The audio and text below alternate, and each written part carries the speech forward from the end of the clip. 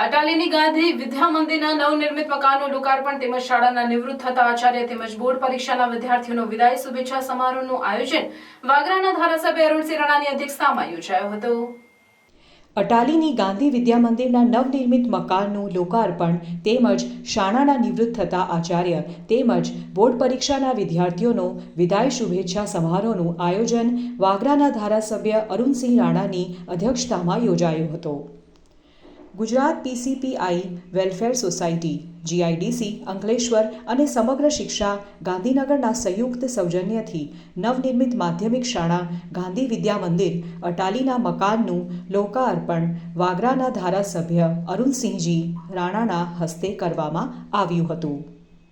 આ પ્રસંગે શાળાના આચાર્ય રાજકુમાર ટેલર તારીખ 31મી મઈ 2024ના રોજ નિવૃત્ત થનાર હોય તેમનો શુભેચ્છા વિદાય સમારોહ તેમજ એસએસસીના વિદ્યાર્થીઓને શુભેચ્છા વિદાય સમારોહનું પણ આયોજન કરાયું હતું।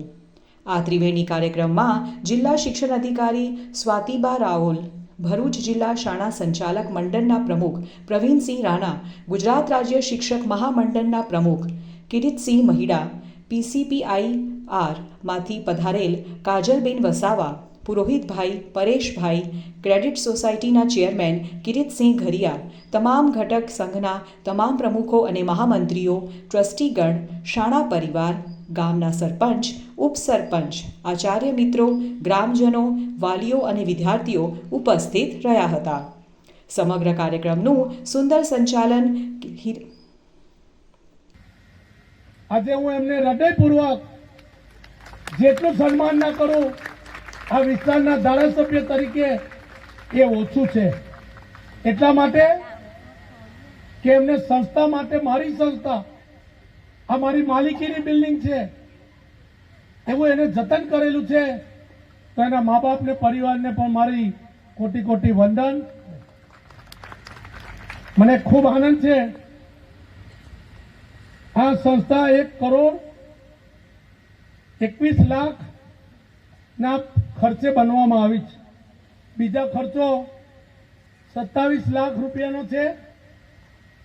આજે આનંદ સાથે મને કહેતા આનંદ થાય હું અહીં આગળ આવ્યો ત્યારે મારી પાસે હું આજે બધા ટ્રસ્ટીઓને કહું છું, આગેવાનોને કહું છું કે આ શાળાનું કમ્પાઉન્ડ માટીથી આપણે ભરવા માટે કોઈ પણ કંપનીને બોલાવીને આપણે સૂચના આપીશું અને અહીંથી સીધો રોડ બને એવું પણ કહેજો। મારી પાસે કામ લેવાની તેવડ રાખજો, હું ભૂલી જાઉં તો મારા અંગૂઠા પકડજો, કાન પકડજો કે અરુણસિંહ જરા કરી દે તો કામ થઈ જાય ને।